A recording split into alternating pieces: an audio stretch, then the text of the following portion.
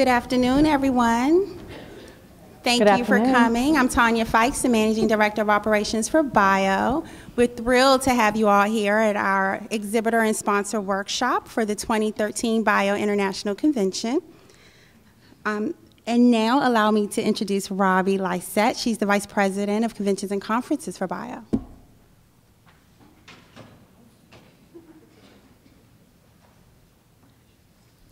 Thank you, Tanya. So I just wanted to welcome everyone. Thank you for coming today. We appreciate those of you who want to get a handle on McCormick Place and the convention before you get here. And we have a lot of information to give you today, and then some more detailed information, which I think many of you have found on the table over there in the way of brochures and updates and things of that nature. So I just wanted to acknowledge everybody here, thank some of our exhibitors who are going to participate on a panel for us in this session. There'll be a tour of the building at 3 o'clock, and we have a number of our vendors who are here today to help us with this session and to answer questions that you might have before the convention, but we're looking forward to working with all of you. And was there a slide that you wanted me to? Yeah, okay. So I just wanted to give you like a quick overview of the 4 days, and then we'll introduce the next speaker. So we are Monday through Thursday again, and we're in April, so it was sort of a quick turnaround for all of us as well as the exhibitors for 2013. I will say that I don't think we have April dates for the next 10 years on the book, so we're a little bit later, May and June. So we started a new format last year in that the business forum was on the center of the floor, and it opened on Monday with partnering meetings starting. And the exhibit hall opened on Monday at noon to support the fact that the business forum was on the floor and to support the exhibitor booth partnering that we also launched last year, which was very successful. I think we scheduled over 4,500 meetings in exhibitors' booths last year, which was fantastic for a first year, because it's sort of a learning process on how to do it. We also will start education and some special education programs on Monday. As I said, the exhibition will open at noon. We will have some sort of official opening ceremony now on Monday at noon. Last year we kept the ribbon cutting on Tuesday. It was confusing for a lot of the pavilions, so we are going to move it to Monday at noon. It conflicts with some board meetings and things that are going on, but we'll work through all of that for everybody. And then the welcome reception, of course, will be Monday night at Navy Pier. And then on Tuesday, full day, business forum, sessions, keynote, luncheon, booth partnering, the exhibition hospitality receptions on the exhibit floor on Tuesday night, and then, of course, that's the open night for corporate events. Wednesday, similar schedule, partnering, sessions, super sessions, keynote, and we have our gala reception at the Field Museum on Wednesday evening. And then Thursday, we close at 1 o'clock, Tanya? 1 o'clock. Thursday, we close the exhibit hall at 1 o'clock. The partnering ends and starts to level off between 12 and 1. And we will have some, instead of doing sessions in the session rooms, we want to keep people on the floor. So we will have some educational programming that actually happens in some of the theaters and things that we have on the floor to keep everybody kind of on the show floor on Thursday for the half day. Any questions? Okay, I would like to introduce Rose. Oh, I'm sorry, I was supposed to talk about this. This is our 20th convention anniversary, and so we have a logo that you'll start to see that we're celebrating 20 years, and you'll see little sort of odds and ends and historical things around the convention this year. We're still in the midst of planning a lot of those and working with some other groups to showcase, some key things that have happened in biotech over the 20 years, some convention fun things that have happened over the 20 years, and I'm sure there'll be little giveaway items that sort of reflect that as well. Okay, so Rose Horcher from Choose Chicago, and a very good friend of mine is going to come up and talk to you about what Chicago does for the convention and around town, right? Thanks, Robbie. Okay. Thank you, Robbie. Again, my name is Rose Horcher. I'm the Vice President of Client Services for Choose Chicago, formerly known as the Chicago Convention and Tourism Bureau. I have the pleasure of welcoming you all to Chicago on behalf of our President and CEO, Don Welsh, Mayor Emanuel, and the 120,000 or so hospitality workers that we have in Chicago that will all be working diligently to make sure that your experience here is the best possible one that you can have. I can tell you a little bit about what we do to ensure your experience here is great. We work with anything and everything you can imagine outside of the confines of this building. So you can consider McCormick Place and their great event staff as your go-to people for inside the building, and then Choose Chicago for anything else. We can help you with restaurant reservations. We'll have a restaurant booth in the building for you, just for bio. We put up some nice signage for you at all the baggage claim areas in the airports, welcoming bio and the exhibitors and the attendees. We work closely with the streets and sanitation to put up the bio banners around the city, with the police department to make sure everybody's safe while they're here. All the various city entities we collaborate with to make sure you have a great experience.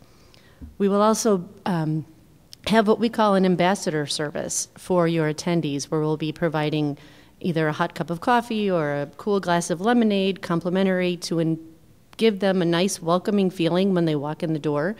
It's a very successful program that we have. Our ambassadors are all volunteer members of the Convention Bureau, so they come on their own time, and they love it. We just had an ambassador event last night, and they tell us that it's one of their favorite things they do on behalf of the city is to welcome the all-important convention attendees to Chicago. I only have a minute to speak, so I'm wrapping it up, but I'd like to let you know that we have a website. It's www.choosechicago.com. You can find things on there that will help you promote your booth at the bio show. We have pre-written Chicago copy, photography, video. You are welcome to use any and all of it to promote your exhibit, to bring as many of your clients to the show. And you can use anything on that website. It's free. Please help yourself. It's about the equivalent of about $150,000 of marketing materials that are there for you to access at will. I'll be here after this event is over this afternoon, so if you have any questions, please stop by to see me. And again, thank you very much for your business.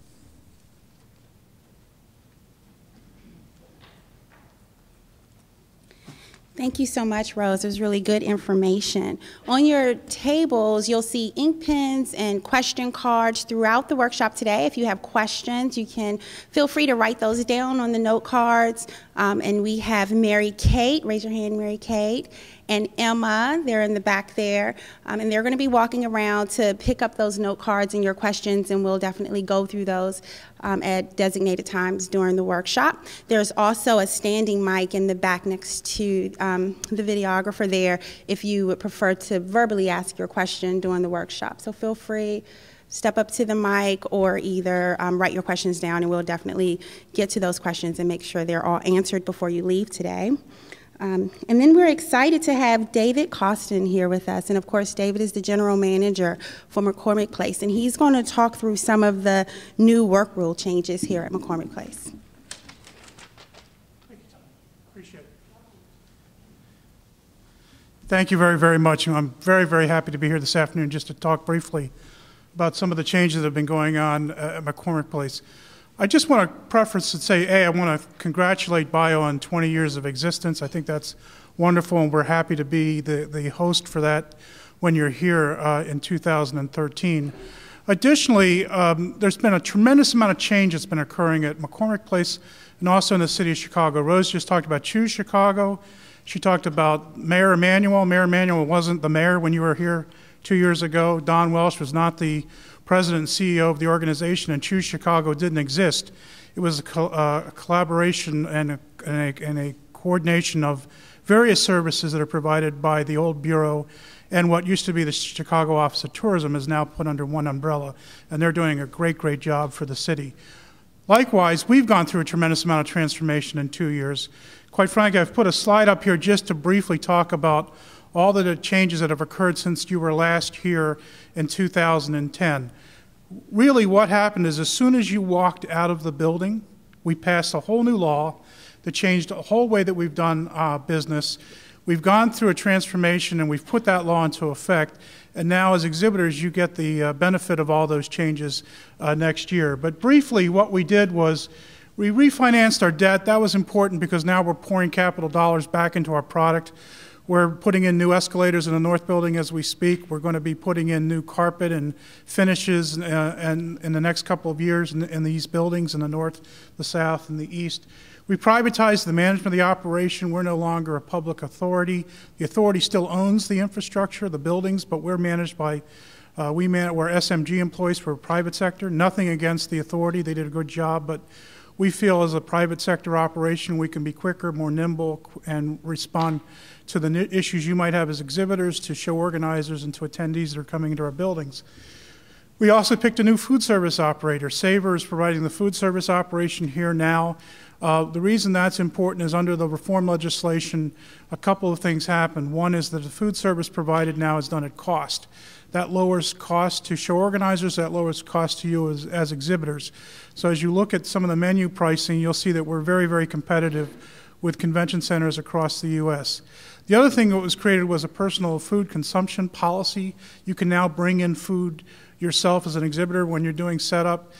The traditional thing you can think about is you wanted to go to McDonald's down the street and just come in, that's fine, you can do that. But if you also want to bring in food that you want to serve to your, just for your exhibitor personnel during the setup, that's also fine and is permissible. If you want to order food and have it delivered here, that's permissible. So things have changed on that front as well, and I was asked to make sure that I mentioned that to you. We also reduced the pricing for parking in Lot B. It used to be, we charged $21. It's now $14 to park in that particular lot. Again, this was an amenity that we wanted to provide to both you as exhibitors and to attendees coming here. And we provide Wi-Fi throughout the facility that's for free. The purpose of that, obviously, is if you want to check back with your office, check your email in the exhibit hall and the public spaces, you can do that. We don't suggest that you use that for mission-critical tasks that you're involved in on the show floor, that we recommend you get a hardline connection for that purposes. But for general convenience purposes, that's available. Then I think really what we want to talk about is the labor changes and why they're so important and why it's different than what it was like when you were here 2 years ago. The biggest change that we made was we expanded exhibitor rights, and that means anyone of any size booth can now do their own setup themselves. If you are an exhibitor or if you have exhibiting personnel, people that have worked in your company for at least 6 months, they can do the setup inside the booth now if they wish to. Now, for larger exhibitors, you're probably still going to use trades to bring in their product and to assemble it. But when you get to some technical aspect maybe of the setup or something where you want to use your personnel because they have the technical capabilities that staff here would not have, you can bring those people in and do that work. Calibration of machines, setting things, but if you still want to go in your own little 10 by 10 booth and set everything up yourself, you absolutely can do that work, and you can do it in any size booth. We expanded the straight time day. Before, when you were here, 8 to 4:30 was the straight time day, Monday through Friday. Now, if labor works within a window of 6 a.m. to 10 p.m., any of the work done at that time for the first 8 hours that they're in is done at straight time. Why that will be probably important to you on Thursday when your event breaks. Typically in the old days of McCormick Place, at 4:30, all labor would have gone on to overtime. Now that labor will be in a window where it'll go to straight time. So if the show, I don't know exactly when the show breaks, but for example, if it broke at 2 o'clock, labor would work until 10 o'clock at straight time. That's going to create significant savings for you as exhibitors when you're doing a move out on the event. We reduced crew sizes here in the facility. Back in days gone by, you had as many as a minimum crew size of 4. That's now down to 2, and in some events, depending on what is being done, it's down to 1. It doesn't mean that you as an exhibitor can't increase crew sizes if you feel you want to do so for efficiency or maybe the particular task requires it or you're concerned about safety. But now the crew size minimums have been reduced, and again, that generates savings for you. We also have an ASUV, many times people call it a POV program. This is the ability for you as an exhibitor in your car, in a small van, in some personal piece of equipment, if you want to drive right up to the dock, unload your equipment, take it to your booth, and set it up yourself, you now have the right to do that.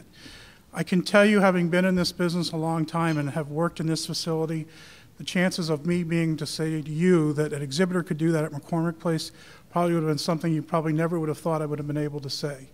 We've now been doing this for 2 years. We have a program in place. We have designated areas in all of our facilities and all of our buildings to allow this work to occur, and it's been extremely well received by exhibitors. We made electrical a non-exclusive provider. Before, when you were here, Focus One or ETS was the provider of electrical services. That's now changed. Show management decides on who the electrical provider will be. That provides competition and allows each of the companies to compete to get the best prices that ultimately get passed on to you. Currently, we have 3 contractors that are working the facility, Edlin, Freeman, and GES.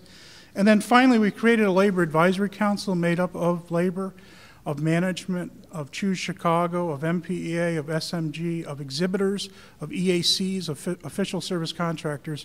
And we work continuously to try to improve the experience that all of you as exhibitors are having in our facilities.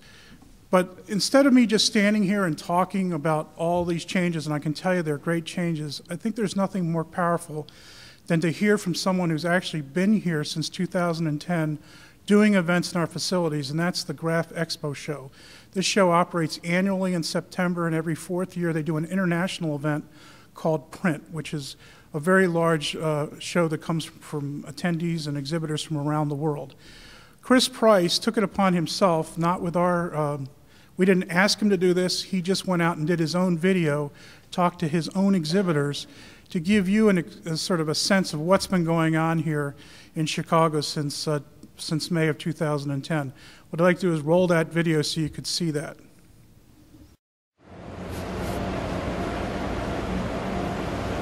What's so important is whether it be big exhibitors, medium-sized exhibitors, or small exhibitors, whether they have equipment or not, the costs of the past were prohibitive. Today, with the changes in Chicago solidified, people like this are happier. They start off the show with less stress, less hassle, and a better experience to start. 80% of our attendees come to the show because they see running machinery. And 75% of our exhibitors say if they have running machinery in their booth, it helps advance a sale. So with costs more contained, it reduces those other expenses. They can bring that equipment, bring more equipment, and that sales experience on the trade show floor here at McCormick Place is even better. Well, compared now to 4 years ago, we've seen just dramatic changes in the way that exhibitors are treated. First, they're a lot more lenient in the work we're allowed to do in our own booths, such as uncrating, even small electrical work, putting up our own decoration. Before, you had to hire the union people to do it. Now you're at your own freedom to do it. And for us, that frees up a lot more budget for us to bring more equipment in and to really focus on what we're here to do, and that's to sell. Before, we couldn't even use screwdrivers. Now we could bring in our own cordless drills and do the entire uncrating process and crating process by ourselves, real easy and efficient. Now, I come with my own crew and we're on our own schedule. So we get on site, we start uncrating, we organize our crates, then we organize the machines. It's easy. We don't have to depend on everybody else to get our job done. It's on our own schedule. Another really great company here is MGI, and MGI has uses certainly labor here in Chicago. They need it. They're bringing in big pieces of equipment. So they use the Teamsters, they use the riggers, they use the carpenters. They also are setting up their own displays. Just a couple years ago, you couldn't do that on your own. Now they get to do that on their own. Saves money, although it seems like a very simple thing. Very cost effective, very important for an exhibitor, even like MGI. Being able to do all our own labor and just being able to use our own staff and do our own things really improves our efficiency and just makes the whole experience just in general much better for us. Just a few short years ago, you couldn't use ladders at McCormick Place. Now exhibitors are hanging very, very simple things in a safe way and can use ladders to construct their booth. And also, if they need to order labor, and most of them do, they order the labor, which is high quality labor here in Chicago. But the great thing is to have the option to do it yourself. You know your own equipment, you know your own displays, and what a great simple option to have solidified here in Chicago. One of the interesting things about this particular trade show, like machine trade shows or equipment trade shows, is a need for millwrights. And what millwrights are is they're carpenters with special skills that they were required to put their machines together. That frustrated the hell out of our exhibitors, because what would happen was a technician from their own company, let's say flew in from Switzerland to assemble the machinery, they weren't allowed. So basically what they did was they had to be the boss for some labor who didn't know how to set up that kind of equipment. Today, with the new rule changes, millwrights are no longer required. So new to Chicago, based on the legislation and changes, is the new automobile and small utility loading and unloading area. This is fantastic. This gives exhibitors who have hand-carryable and need a dolly to move some things the ability to pull up to one of these two docks and literally move things in themselves, unassisted, no help, no charge. This has been a real hit. So the last 2 days of move-in, we offer this service from 10 to 2, and exhibitors love it. They pack their cars, bring things in themselves, saving them money, and helping us with that, especially that smaller exhibitor. I think for this Graph Expo, I mean, I've been doing trade shows for 27 years. This has been one of the easiest setups I've ever experienced. I mean, part of it is planning on our part, but a lot of it was the cooperation from the people here at McCormick Place. I mean, from the riggers to the decorators to the people hanging banners, it's been fantastic. Everybody's been on time, they've been punctual, friendly. I mean, it's just been an awesome experience this year. Oh yeah, God, and it keeps you coming back. Yeah. Thank you. So that just gives you a quick snapshot of some of the things that have been going on here. You can tell that the Bureau and or Choose Chicago and I did not produce this video when you have someone say it frustrated the hell out of our exhibitors. Probably not something we would have said in a piece that we were doing, but it's important for you to see that labor has changed in Chicago. One of the things I can tell you is that we understand, and the labor force understands in this city, that we're in a competitive environment, that we have to compete, that we have to be friendly, that we have to make sure that we're providing good customer service to you as exhibitors. Hopefully you'll see that change when you're back here in the spring. On behalf of all of the team here that is lined up against the wall, I'm not sure why they're all lined up against the wall, but we're here to make sure that you have a great experience, that things go well, that you don't have a hassle. We've set up internal infrastructure to make sure that occurs. We're available. We'll be on the floor to make sure if there are any issues that we respond to them quickly and efficiently to make sure things move quickly. So on behalf of all of us at McCormick Place, we wish you a great event here next spring. Thank you very much.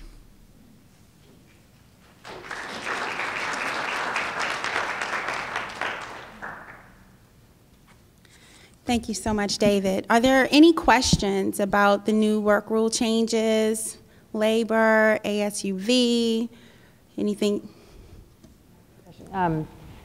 That's the new rule changes are going to save a company my size a tremendous amount of resources and money, so I really appreciate that. So thank you very much.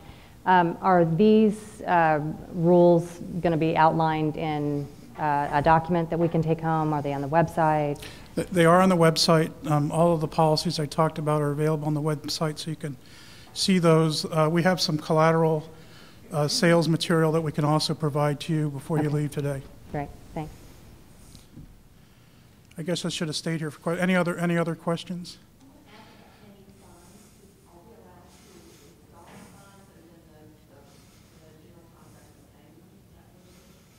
If you wanted to hang a sign, and now the key here is that it's you as your exhibiting personnel. If you wanted to hang a sign on your booth, you can absolutely do that yourself. If you want to rig into the ceiling, if it's a sign that has electricity running through it, then that work is going to be done by your electrical contractor. If it's a dead hang sign that doesn't have anything, it's going to be done by your official contractor. The other thing I just want to let you know, when I started this process in Chicago about 15 years ago, I was 6'6". Just want to see if you're all still awake.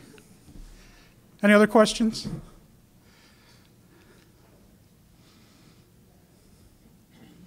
Okay, thank you very much.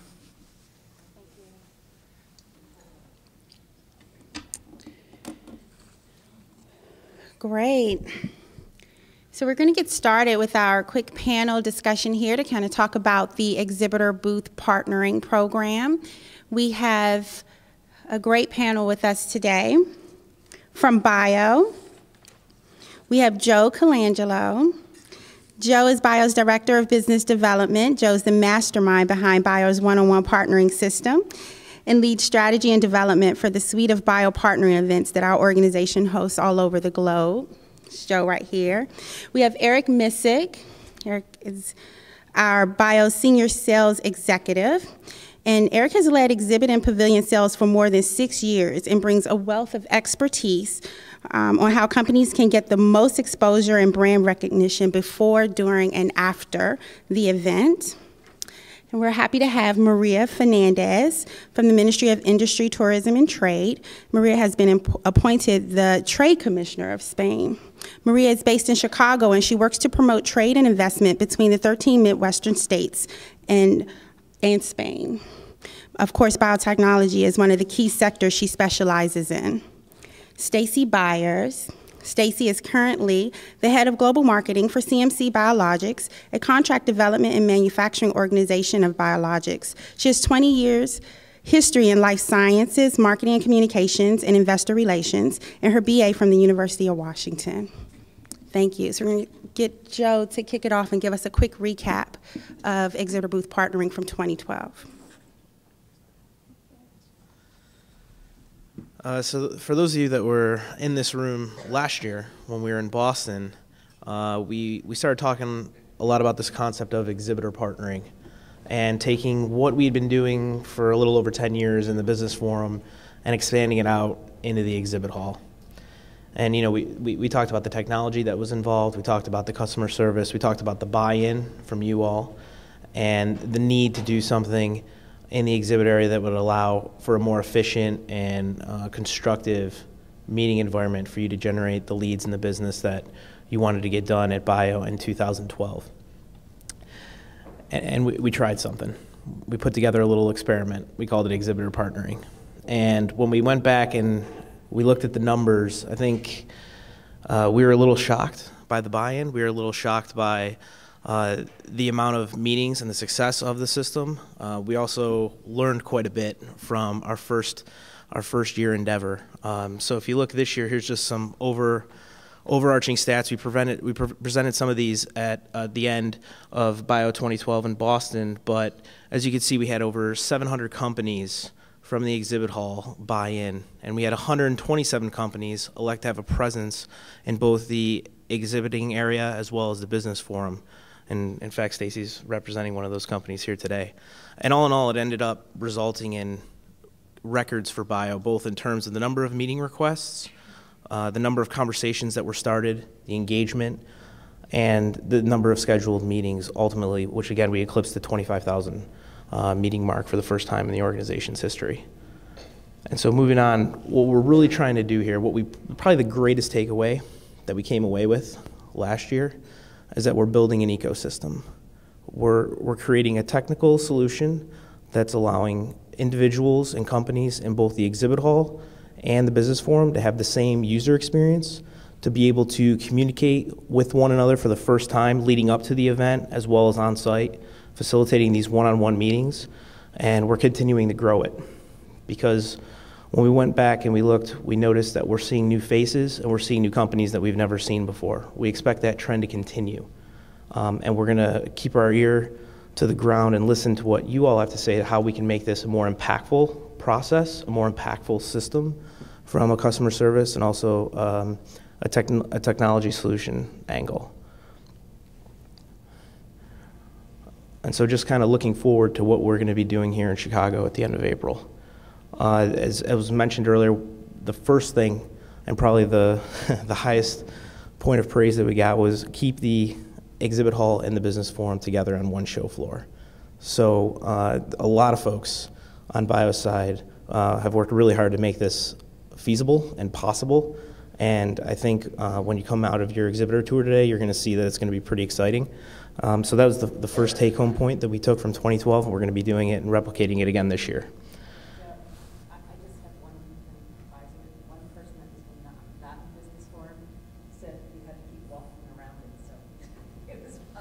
So that's yeah. When we basically went from an area that was around one football field, and we created partnering in an area that was about 4 football fields.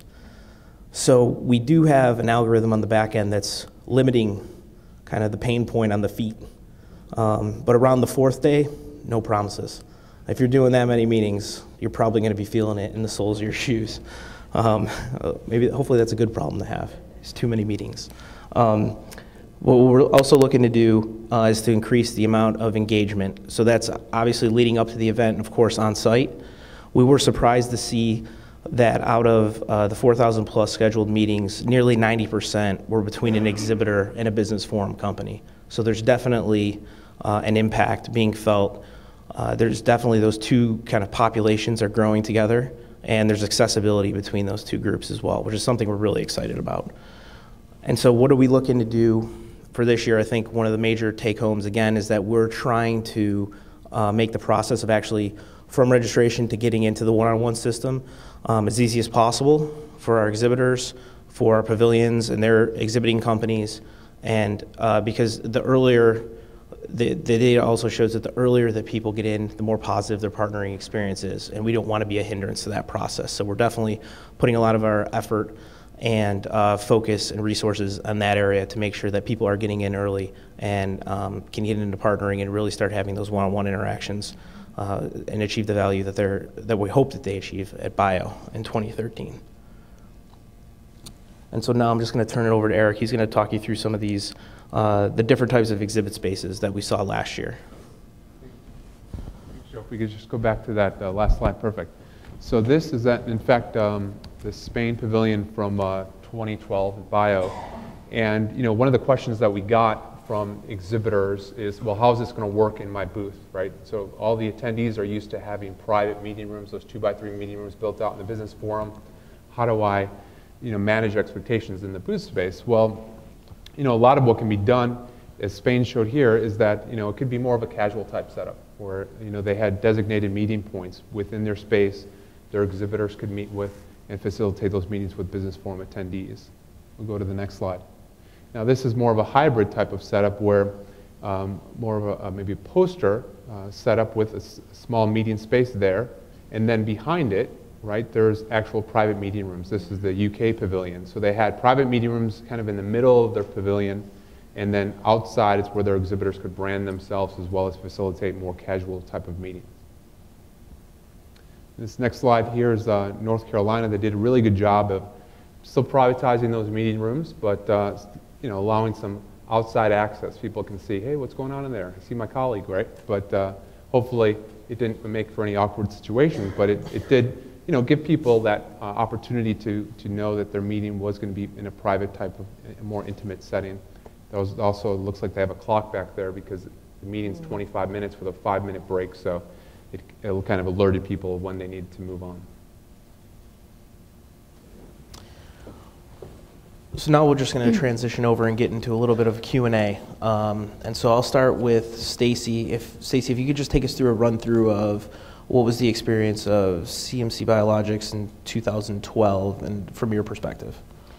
So for CMC Biologics, last year was the first time that we had a 20 by 30 exhibit space.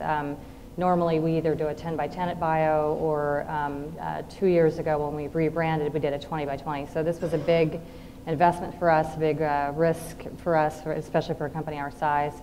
And we loved the in-booth or the exhibitor partnering because it gave us an extension of our brand at the conference. We had 3 exhibit spaces. One was completely private, so it was a room that we had built onto our booth.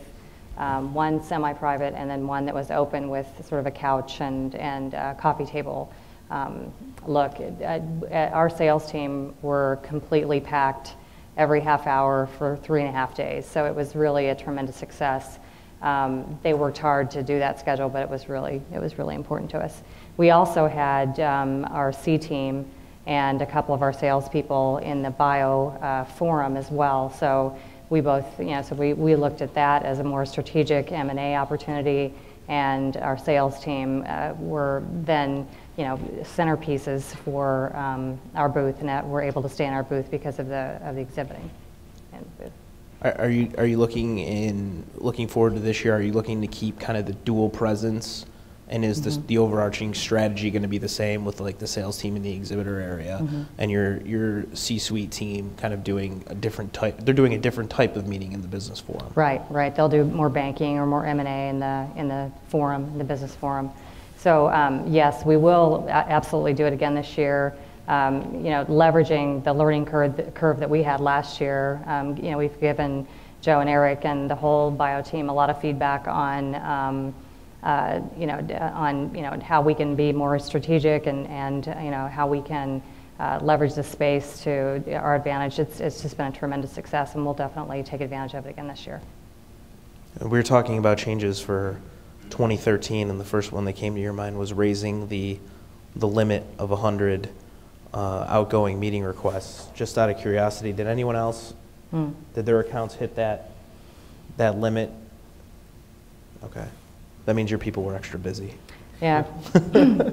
So our sales team were asked by our C team to put together a schedule far in advance of the conference so that we could really leverage our time in the booth. And we maxed out the number of meetings that we could have at 100, and so that just meant that they were really needing to manage the meeting request well. So it was great. It was really great.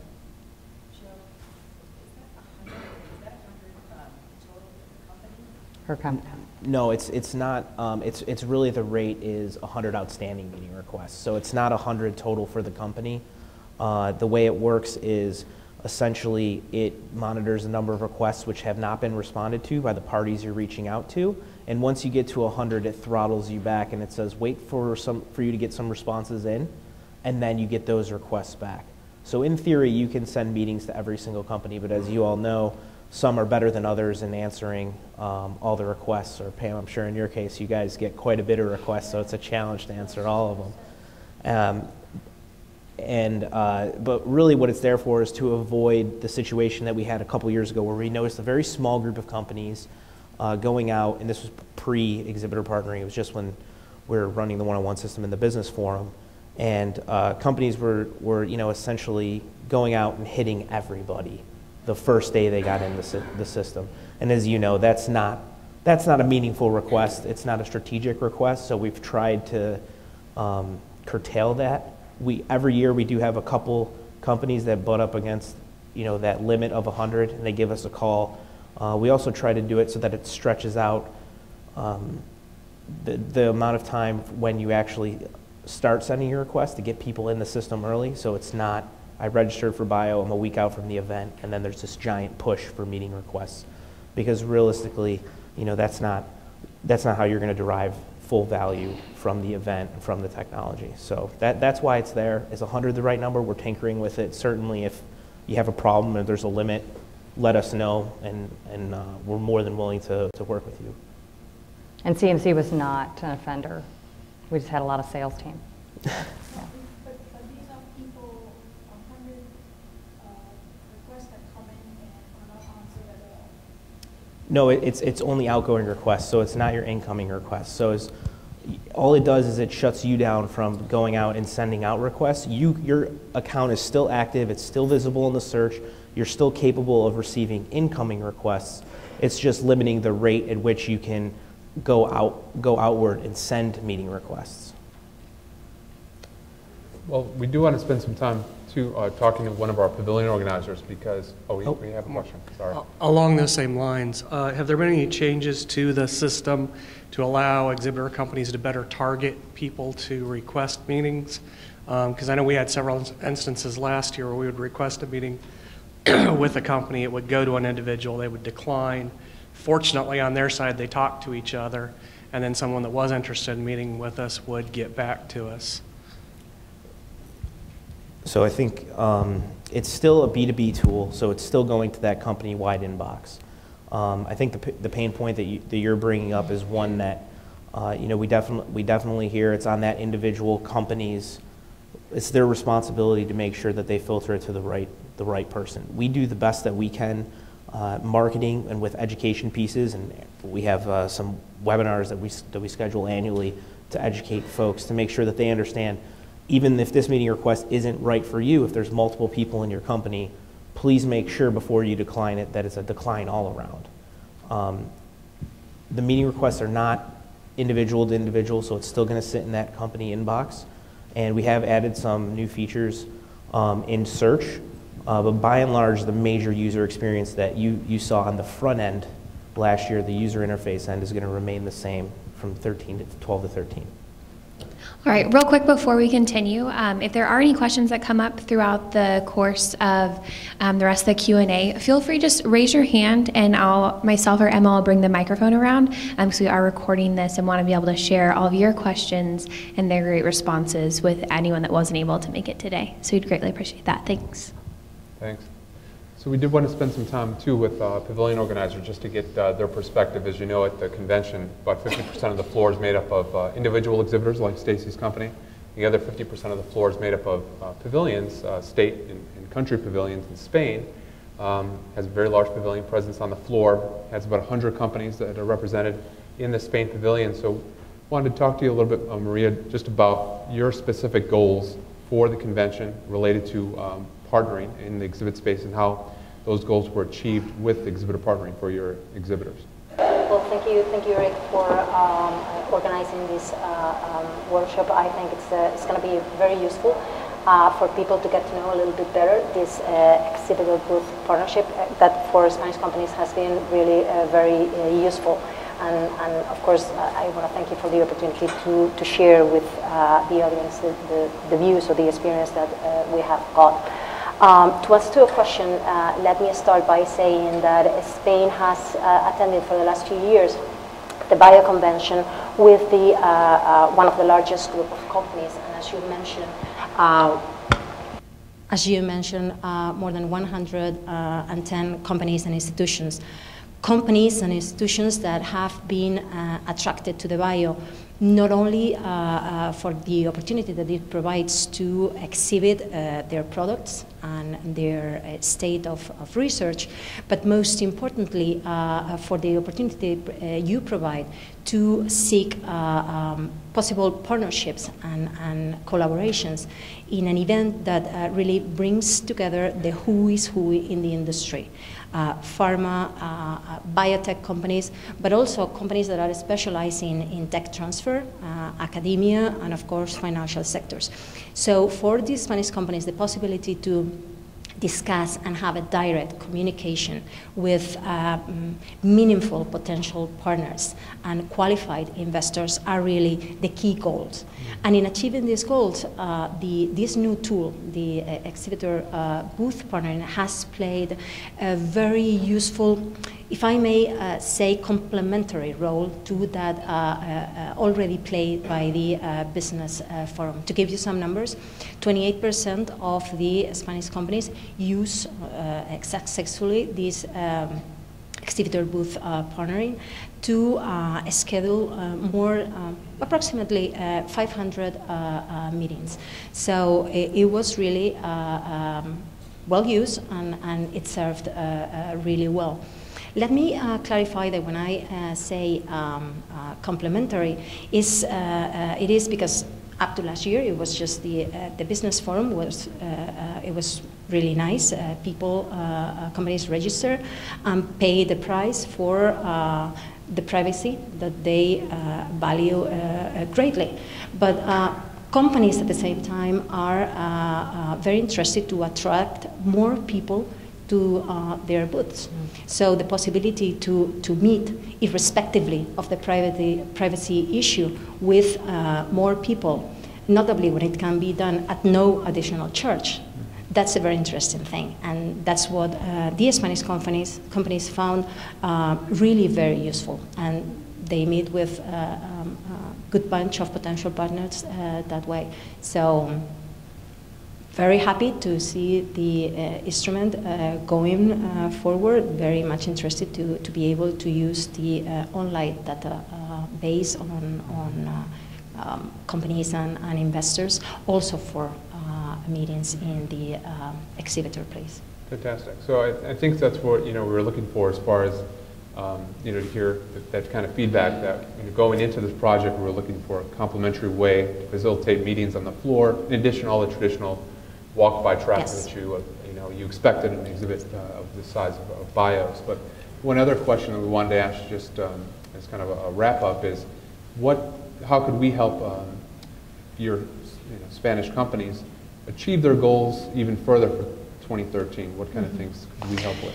From the feedback we've got from companies, they will really like to see this new tool being more widely explained and people really know about. Because what they felt sometimes is that there was a little bit of confusion when registering and requesting a meeting.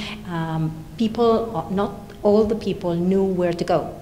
If to go to the booth or to go to the business forum. So some of the meetings were missed, and that was really a shame. So I think that you should explain a little bit more the instrument, the tool, but also myself and some of my colleagues as trade commissions, I think that can play a very important role in informing our companies that the possibility to have this new tool that has worked so well. Another suggestion, and it goes well in line of what the gentleman said before about, requesting meetings that were declined because maybe they were not directed to the right people.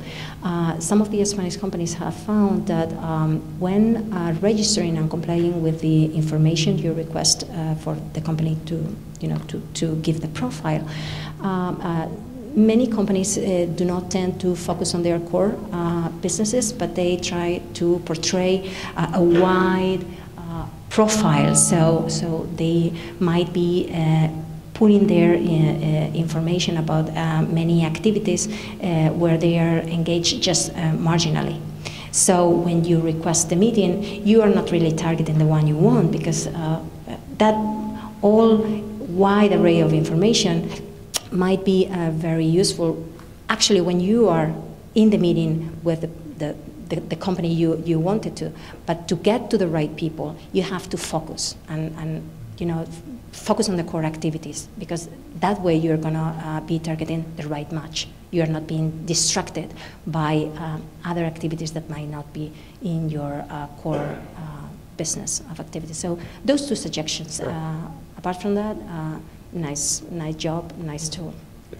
Well, we appreciate that. I mean, we think we talked a little bit about those suggestions prior to getting up on stage, and I think that we definitely have a wide array of webinars that we have planned for the year to just educate everybody a little bit more, being that it's our second year through the process. But then we've learned some things as well with the system. Yeah, the good news is last year being the first year, everyone had to create. So if you were new, in the sense that you had been in the exhibit hall but you'd never been in the partnering portion of it, you had to create, it felt like you were creating a lot of profiles. And the good news is that for this year, you can import last year's profile.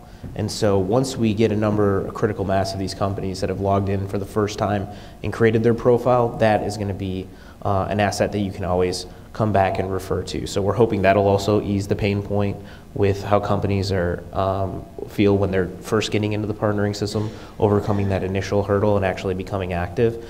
And then hopefully it'll also help them fine-tune their profiles a little bit so that they're not trying to be, as Maria mentioned, kind of everything to all people, but really focusing on the core aspects of their business so that they're picked up by the right companies in our search algorithm. Fantastic. Do we want to open it up to some additional questions? Are there any questions? I have a couple here, but if anyone has any questions, please feel free to ask them. One of the questions I have here is, last year we had liaison managers. Will there be liaison managers again this year? And how will I know if I'm assigned a liaison manager and who that person is? So the short answer is yes, there will be liaison managers again this year. We kind of ramp up our outreach efforts as the event gets closer, and that individual, he or she, will be reaching out to each of their respective companies. So right around the early March to mid-March timeframe, that's when you're going to be hearing from those folks. So just pay attention for that. Awesome. And I'm not sure if everyone understands what a liaison manager is. Can you give us a quick 10 seconds on what a liaison manager is? Sure, 10 seconds. Sure. And a liaison manager is basically a facilitator that is in bio and at bio to help you navigate not just the technology, but also making sure that you have the right people in the right spots. And so that your personnel, if they're supposed to be geared toward partnering, their account is set up properly. Because as you know, if you've been in the system, it's very critical that we get everything right before we start, because we don't want anyone going down a path and then trying to have to undo or redo all the work that they've done a week or a month in. And so those are the folks that are there that are designed to help you get you set up correctly and navigate you through the system and make sure you're hitting your deadlines. Great. A couple more questions here. I'm participating in Exhibitor partnering. Can I take meetings into the business forum? Great question. It's a common question we get. If you're an exhibitor like CMC Biologics and you've paid for your partnering tag, then most certainly you can take that meeting into the business forum. But most companies, and I have a feeling where this question is being generated, is from a true exhibitor who's utilizing the complementary exhibitor partnering, and so that meeting has to take place either at your booth or the other exhibiting company's booth. And if it's with a business forum individual, that person has to come out of the business forum and actually meet you in that booth. So only those that have business forum partnering badges will be allowed into the business forum to take those meetings. Great, great. And I think this is for one of the panelists. I'm not sure I should ask this question, but what was the most challenging part of the planning process for exhibitor partnering last year? Stacy or Maria? For CMC Biologics, most difficult part was educating the sales team on this new tool that we were going to be taking part in. And Bio were a tremendous resource, but I think our most challenging was just educating them on how to use the bio partnering system well, because we maxed out our ability to set meetings until they managed their accounts. And so that was our most challenging. It's really... From my point of view, I don't see a particular challenging issue apart from the one of showing a new tool, because Spain has been participating in the bio since its inception. So our companies have been coming in more and more number, and we are kind of used to follow a due process where we inform each of the new companies of all the process and all the procedures. So in this case, it was just a question of getting people to make sure that there was this new tool that is complimentary, no charge, and gives you access to the online database and the possibility to have meetings in your booth that can be, very, very interesting as well. So that was really the issue. Great. Thank you for those answers. And I think my final question I have here, and again, unless there's questions in the audience, is, can I send a meeting request to a specific person? So the short answer is no. You can locate that individual in the partnering system. If you know Bill from company A, you can find him or her in the partnering system, and it'll have a little notification icon saying you want to send them a request. However, that request is not going to go specifically to just their only inbox. If they're the only individual in that company, then it's exactly like sending them a personal message. However, most of the time, most of our companies in the partnering system have more than one individual, and so you're sending it to the company-wide inbox. Now, if you address it Bill, usually that gets the job done, and the other individuals from that company understand, because this industry's built on these personal networks, and it's obviously something that we at Bio hope to continue to facilitate and grow and build, so we're not we're not ignorant to this fact. However, the underlying, just from a straight technical standpoint, the underlying kind of business logic, the way it works is it's a business-to-business tool, and so that there's no way to send it directly to specifically only a person where it's a private message. It's definitely understandable. Okay, if there are no more questions, we'd like to wrap up our panel discussion. Thank you so very much, Maria, Stacy, Joe, and Eric. We'd like to take this time to, okay, thank you.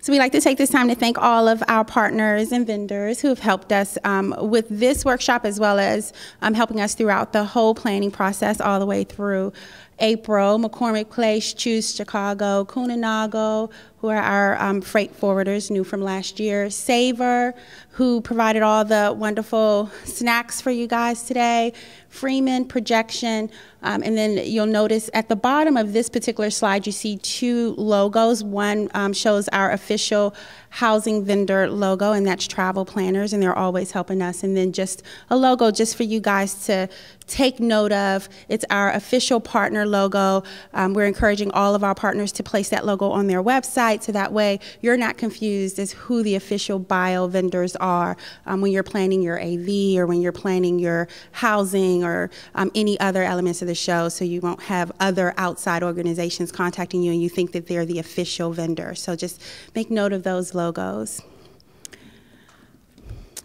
There are flyers, folders, details about all the labor rules that we went through, that David went through in the back there. Marilyn's going to come up in about 5 minutes, and she's going to explain the whole, maybe 2 minutes, and she's going to explain the process for the tour, and then we'll get ready to take you all on a tour. Thank you very much.